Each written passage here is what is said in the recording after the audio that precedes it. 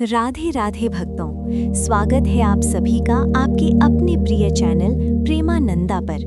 क्या आप जानते हैं कि इस पूरे ब्रह्मांड में एक ऐसा गुप्त कवच मौजूद है जिसे धारण करने मात्र से साक्षात यमराज भी आपके पास आने से डरते हैं।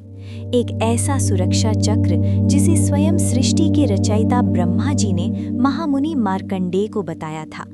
आज के इस विशेष अंक में हम न केवल उस शक्तिशाली देवी कवच के रहस्यों को खोलेंगे, बल्कि दुर्गा सप्तशती के उस प्रथम अध्याय की गहराई में भी उतरेंगे, जहां राजा सुरत और वेश्य समाधि के माध्यम से हमें मोह और माया का वास्तविक अर्थ समझ आता है। कैसे भगवान विष्णु की योग निद्रा ने मधु और कैटभ जैसे भयंकर असुरों का अंत किया, और कैसे मां महामाया की एक मंद मुस्कान ने इस शून्य ब्रह्मांड में जीवन का संचार किया। आज की ये महागाथा आपके जीवन के हर संकट को हरने वाली और आपके भीतर एक नई शक्ति का संचार करने वाली है। तो अपनी आंखें बंद करें, मन को शांत करें और चलिए मां जगदम्बा के चरणों में इस परम पावन यात्रा का आरंभ करते हैं। जय माता दी। ओम चंडिकाय नमः। मां भगवती आद्य शक्ति जगदम्बा के दिव्य श्री चरणों में अनंत कोटि वंदन करते हुए हम उस परम पावन, अत्यंत रहस्यमयी और अलौकिक कथा की अगाध गहराइयों में प्रवेश करते हैं, जो समस्त चराचर जगत का मूल प्राण है और जिसके श्रद्धापूर्वक श्रवण मात्र से मनुष्य के जन्म जन्मांतर के संचित पाप, संताप और मानसिक क्लेश क्षण भर में भस्म होकर राख हो जाते हैं। मार्कंडेय पुराण के अंतर्गत आने वाले इस अत्यंत प्राचीन और जाज्वल्यमान प्रसंग में जब परम तेजस्वी ऋषि मार्कंडेय ने जगतपिता ब्रह्मा जी के सम्मुख अत्यंत विनीत भाव से हाथ जोड़कर ये जिज्ञासा प्रकट की कि हे पितामह, इस नश्वर और दुखों से भरे मृत्यु लोक में ऐसा कौन सा गुप्त, अभेद्य और अमोघ सुरक्षा कवच है जो मनुष्य की हर विषम स्थिति, हर कठिन काल और हर प्राणघातक संकट में पूर्ण रक्षा कर सके, जिसे आपने आज तक किसी देव, दानव, यक्ष या गंधर्व के सम्मुख भी पूर्णतः उजागर न किया हो। तब ब्रह्मा जी ने अपनी दिव्य योग दृष्टि और अंतर्मन की शक्ति से देवी कवच का महान रहस्य प्रकट किया। ब्रह्मा जी ने अत्यंत गंभीर, अत्यंत मधुर और करुणामयी वाणी में उद्घोष किया कि हे मुने, जो मनुष्य भीषण महायुद्ध के मध्य शत्रुओं के घातक और अभेद्य चक्रव्यूह में फंसा हो, जो असाध्य, संक्रामक और प्राणघातक रोगों की भीषण अग्नि में तिल तिल कर तड़प रहा हो, जिसे राजदंड, कारावास या किसी अज्ञात शत्रु का निरंतर भय सता रहा हो, या जिसके कोमल मन को घोर शोक, विरह, दरिद्रता और हताशा ने पूरी तरह अपनी जकड़ में ले लिया हो, उसे मां के इन 9 अलौकिक, प्रचंड और परम मंगलकारी दिव्य रूपों का पूर्ण श्रद्धा, निष्ठा और अटूट विश्वास के साथ आवाहन करना चाहिए। प्रथम शैलपुत्री, जो साक्षात पर्वतराज हिमालय की पुत्री होकर हमें अडिग संकल्प, अटूट धैर्य और हिमालय जैसी स्थिरता की महान शिक्षा देती हैं। द्वितीय ब्रह्मचारिणी, जो अनंत तप, कठोर त्याग और अखंड ब्रह्मचर्य का साक्षात विग्रह हैं और जिनके दाहिने हाथ में निरंतर प्रभु नाम के जप की माला और बाएं में पवित्र कमंडल सुशोभित है, जो ज्ञान का प्रतीक है। तृतीय चंद्र घंटा, जिनके मस्तक पर घंटे के आकार का अर्धचंद्र प्रकाशमान है और जिनकी सिंह जैसी भयंकर गर्जना और उनके स्वर्ण घंटे की प्रचंड एवं तीक्ष्ण ध्वनि मात्र से बड़े बड़े महाअसुरों का हृदय भय से कांप जाता है और वे युद्ध भूमि में ही चेतना खोकर मूर्छित हो जाते हैं। चतुर्थ कूष्मांडा, जिन्होंने उस समय अपनी मंद, मधुर और दिव्य मुस्कान के मात्र एक अंश से इस संपूर्ण ब्रह्मांड के ब्रह्मांडीय अंड का सृजन किया, जब चारों ओर केवल घोर शून्य, सन्नाटा और प्रलयंकारी अंधकार व्याप्त था। पंचम स्कंद माता, जो भगवान कार्तिकेय स्कंद की जननी होकर अपने अनन्य भक्तों को वात्सल्य, पराक्रम, शौर्य और अपार सामर्थ्य का वरदान देती हैं। षष्ठ कात्यायनी, जो महर्षि कात्यायन की घोर तपस्या के फल स्वरूप उनकी पुत्री बनकर महिषासुर जैसे दुराचारी, अन्यायी और अहंकारी असुर के समूल नाश के लिए दिव्य तेज के साथ अवतरित हुईं। सप्तम कालरात्रि, जिनका स्वरूप सघन अंधकार के समान काला, बाल बिखरे हुए, बिजली जैसी चमकती हुई 3 आंखें और गला भयंकर है, किंतु वे वास्तव में शुभंकरी हैं, जो अपने शरणागत भक्तों के काल, मृत्यु भय, तंत्र मंत्र और समस्त नकारात्मक शक्तियों को एक ही क्षण में अपनी जिह्वा से भस्म कर देती हैं। अष्टम महागौरी, जो अत्यंत श्वेत, निर्मल, सौम्य और शांति की साक्षात त्रिवेणी हैं, जिनके पावन पूजन और ध्यान मात्र से अंतर्मन की समस्त अशुद्धियां और जन्मों के मैल धुल जाते हैं। और नवम सिद्धिदात्री, जो अपने अनन्य भक्तों को अणिमा, महिमा, गरिमा और लघिमा जैसी 8 दिव्य सिद्धियां और इस अनंत ब्रह्मांड का समस्त आध्यात्मिक ऐश्वर्य सहज ही अपनी कृपा से प्रदान कर देती हैं। देवी कवच का एक एक अक्षर, एक एक जादुई शब्द और एक एक सिद्ध बीज मंत्र हमारे स्थूल, सूक्ष्म और कारण शरीर के प्रत्येक रोम, प्रत्येक नस, प्रत्येक अस्थि और सूक्ष्म इंद्रिय की रक्षा के लिए एक अभेद्य दीवार बना देता है। जैसे हमारी शिखा की रक्षा उद्योतिनी, मस्तक की साक्षात उमा, ललाट की मालाधारी, भौहों की यशस्विनी, आंखों की दिव्य रक्षा शंखिनी, कानों की द्वारवासिनी, नासिका की सुगंधा, दांतों की कौमारी, कंठ की चंडिका, हृदय की ललिता, पेट की शूलधारिणी और हमारे प्राणों की रक्षा साक्षात भगवती कल्याण शोभना देवी स्वयं करती हैं। ये कवच इतना शक्तिशाली, दिव्य और चमत्कारी है कि इसका नित्य नियम से पाठ करने वाला व्यक्ति अकाल मृत्यु के जबड़े से भी सुरक्षित और सकुशल बाहर निकल आता है और उसके जीवन में सौभाग्य, यश, कीर्ति, अटूट लक्ष्मी और पूर्ण आरोग्य का सूर्य सदैव मध्याह्न के समान देदीप्यमान रहता है। इसके उपरांत प्रथम अध्याय की वो अत्यंत मार्मिक, हृदय स्पर्शी और परम ज्ञानमयी कथा का विस्तार होता है, जो राजा सुरथ और वैश्य समाधि के जीवन के भीषण अंतर्द्वंद्व के माध्यम से मानवीय चेतना और ईश्वरीय माया के अत्यंत रहस्यमयी संबंधों को उजागर करती है। राजा सुरथ, जो एक अत्यंत प्रतापी, न्यायप्रिय, दयालु और धर्मपरायण सम्राट थे, जिनके आदर्श और राम राज्य के समान राज्य में प्रजा पूर्ण सुख, वैभव, शांति और परम संतोष के साथ अपना जीवन व्यतीत करती थी, उनके अपने ही विश्वास पात्र मंत्रियों, कपटी सेवकों और स्वार्थी सगे संबंधियों ने सत्ता, अधिकार और स्वर्ण के निकृष्ट लोभ में उनके साथ घोर विश्वासघात किया और उन्हें सर्वस्व विहीन करके घने, डरावने जंगलों की धूल छानने पर विवश कर दिया।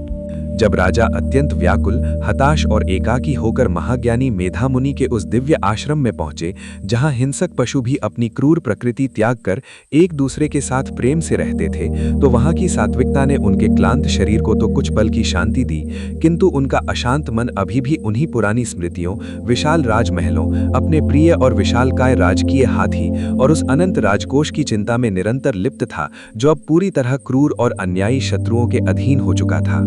तभी उस वन के एकांत मार्ग पर उनकी भेंट समाधि नामक एक वृद्ध वैश्य से हुई, जिसके मुखमंडल पर अपार वेदना, गहन विरक्ति और दुख के भाव अंकित थे। पूछने पर उस वैश्य ने रुंधे हुए गले और अश्रुपूर्ण नेत्रों से बताया कि वो एक समय का बहुत बड़ा और प्रतिष्ठित व्यापारी था, परंतु उसके अपने ही सगे पुत्रों, अपनी पत्नी और स्वार्थी बंधु बांधवों ने केवल धन और पैतृक संपत्ति के लोभ में उसे अत्यंत अपमानित करके घर से धक्के मारकर बाहर निकाल दिया है और अब वो इस लाचार वृद्धावस्था में दर दर की ठोकरें खाने को मजबूर है। राजा और वैश्य ने एक दूसरे की करुण व्यथा सुनी और वे ये सोचकर अचंभित रह गए कि जिन लोगों ने हमें लूटा, जिन्होंने हमें अपमानित किया और घोर संकट के समय हमें अकेला छोड़ दिया, हम भली भांति जानते हैं कि वे हमारे शत्रु और दुरात्मा हैं, फिर भी हमारा ये दुर्बल हृदय निरंतर उन्हीं की कुशलता, उन्हीं के स्वास्थ्य और उन्हीं के मंगल की व्यर्थ कामना क्यों कर रहा है। हम सब कुछ अपनी आंखों से देखते और जानते हुए भी इस मोह रूपी अज्ञान के गहरे और अंधेरे भंवर में क्यों गोते लगा रहे हैं। तब मेधा मुनि ने अपनी ब्रह्मतेज से युक्त शांत मुस्कान के साथ उस परम सत्य को प्रकट किया कि हे राजन, ये सब उस पराशक्ति महामाया का अद्भुत, अकल्पनीय और अलौकिक चमत्कार है। वे महामाया जो साक्षात भगवान विष्णु की योग निद्रा हैं, वे ही समस्त चराचर जगत को मोह के अटूट पाश में बांधती हैं, ताकि प्रकृति और सृष्टि का ये अनंत चक्र निरंतर निर्बाध रूप से चलता रहे। क्योंकि यदि मोह न होगा तो ये संसार रुक जाएगा। वे जब अपनी असीम कृपा करके माया का अभेद्य पर्दा भक्त की आंखों से हटा देती हैं, तो जीव को शुद्ध चेतना, आत्मज्ञान और परम ब्रह्म का साक्षात्कार होता है। और जब वे एक बार किसी साधक पर प्रसन्न हो जाती हैं, तो वही जीव को इस दुस्तर भवसागर से मुक्त करके शाश्वत मोक्ष और ईश्वरीय सानिध्य प्रदान करती हैं। मुनि ने इस दार्शनिक सत्य को प्रमाणित करने के लिए मधु और कैटभ के संहार की वो प्राचीन, रोमांचक एवं रोंगटे खड़े कर देने वाली गाथा सुनाई, जब संपूर्ण सृष्टि महाप्रलय के कारण अतल, अनंत, शीतल और अंधकारमयी जल में समाई हुई थी। उस समय भगवान नारायण शेषनाग की कोमल और श्वेत शैया पर योग निद्रा के पूर्ण वशीभूत होकर अनंत काल के लिए महायोग में लीन थे। तभी उनके कानों के मैल से दो महाशक्तिशाली, विकराल, पर्वत के समान विशाल और भयानक असुर उत्पन्न हुए, जिनका नाम मधु और कैटभ था। वे असुर अपनी असीमित आसुरी शक्ति के मद में चूर होकर साक्षात ब्रह्मा जी को अपना भोजन बनाने के लिए उनकी ओर लपके। भयभीत और त्रस्त ब्रह्मा जी ने जब देखा कि उनके एकमात्र रक्षक नारायण तो अगाध निद्रा में सो रहे हैं और महासंकट बिल्कुल उनके सिर पर खड़ा है, तब उन्होंने भगवान के नेत्रों, मुख, नासिका, बाहु और हृदय में निवास करने वाली उस योग निद्रा की अत्यंत भावपूर्ण, छंदबद्ध और करुणामय वंदना की, जिसे रात्रि सूक्त भी कहा जाता है। ब्रह्मा जी की वो करुण और आर्त पुकार सुनकर मां योग निद्रा ने अपने तामसी रूप का त्याग किया और वे भगवान विष्णु के शरीर के एक एक अंग से बाहर निकलकर शून्य आकाश में जा खड़ी हुईं, जिससे नारायण की वो दिव्य योग निद्रा भंग हुई और वे जागृत हुए। भगवान विष्णु और उन दोनों महापराक्रमी असुरों के बीच 5000 वर्षों तक बिना एक क्षण के विश्राम के अत्यंत भीषण, प्रलयंकारी और रोम रोम कंपा देने वाला बाहुयुद्ध हुआ, जिसमें मुक्कों और प्रहारों की गूंज पूरे ब्रह्मांड में सुनाई दी। किंतु उन असुरों का बल तनिक भी कम नहीं हो रहा था, क्योंकि उन पर भी अप्रत्यक्ष रूप से देवी की आदि शक्ति का प्रभाव काम कर रहा था। तब अंततः मां महामाया ने उन असुरों पर अपनी मोहिनी और विमोहिनी शक्ति का प्रचंड प्रहार किया, जिससे वे असुर अहंकार के वशीभूत होकर पूरी तरह विवेकहीन और मतिभ्रम के शिकार हो गए और घमंड में आकर साक्षात भगवान विष्णु से बोले कि हे नारायण, हम तुम्हारी युद्ध कला और इस अद्भुत पराक्रम से अति प्रसन्न हैं। तुम हमसे जो चाहो वो वरदान मांग लो, हम तुम्हें वो अवश्य देंगे, क्योंकि आज हम देने की स्थिति में हैं। भगवान विष्णु ने इस स्वर्णिम और दैवीय अवसर को पहचानते हुए तुरंत वरदान मांगा कि यदि वास्तव में तुम मुझ पर प्रसन्न हो तो आज तुम दोनों मेरे हाथों मृत्यु को प्राप्त हो जाओ। यही मेरा एकमात्र, अंतिम और सर्वोपरि वर है। असुरों ने जब अपनी आंखों से देखा कि चारों ओर केवल अथाह, गहरा और अनंत जल ही जल है और कहीं भी सूखी भूमि का नामो निशान नहीं है, तो उन्होंने अपनी अंतिम आसुरी चतुराई दिखाते हुए एक शर्त रखी कि हे विष्णु, हमें केवल उस स्थान पर मारो जहां पृथ्वी जल से अछूती, अत्यंत पवित्र और सूखी हो, ताकि हम मरकर भी तुम्हें नीचा दिखा सकें।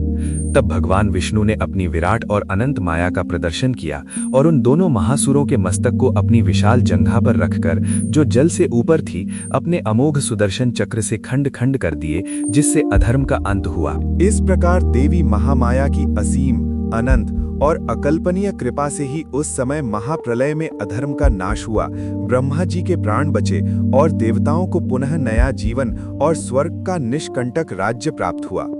ये महान गाथा हमें ये परम सत्य, ज्ञान और आध्यात्मिक बोध प्रदान करती है कि जीवन का हर छोटा बड़ा संकट, हर प्रकार का मोह, हर मानसिक क्लेश और हर कष्ट का स्थायी निवारण केवल और केवल मां जगदम्बा की पूर्ण शरणागति में ही संभव है। और उनकी दिव्य इच्छा के बिना इस अनंत ब्रह्मांड की विशाल गैलेक्सी में एक छोटा सा धूल का कण भी अपनी जगह से विचलित नहीं हो सकता। अंत में मेधा मुनि ने राजा और वैश्य से कहा कि यदि तुम उस भगवती की शरण में जाओगे तो वे तुम्हें भी इस मोह से मुक्ति और तुम्हारा खोया हुआ सम्मान वापस दिला देंगी। वे ही भगवती प्रसन्न होने पर ज्ञानियों को भी मोक्ष देती हैं और अज्ञानियों को ऐश्वर्य। राजा सुरथ और वैश्य समाधि ने वही मार्ग चुना और अंततः उन्हें मां का साक्षात्कार हुआ और उनके जीवन का अंधकार सदा के लिए मिट गया। ये कथा हमें सिखाती है कि चाहे परिस्थितियां कितनी भी विकट हों, यदि हम मां के चरणों को पकड़ लें तो ब्रह्मांड की कोई भी शक्ति हमें पराजित नहीं कर सकती। मां का कवच हमारे चारों ओर एक ऐसा सुरक्षा घेरा बना देता है जिसे भेदना असंभव है। जो श्रद्धा से सुनता है उसके कष्ट मिट जाते हैं। भगवती की महिमा अपरंपार है। वे ही आदि हैं, वे ही अंत हैं और वे ही इस समस्त सृष्टि की संचालक हैं। जय माता दी।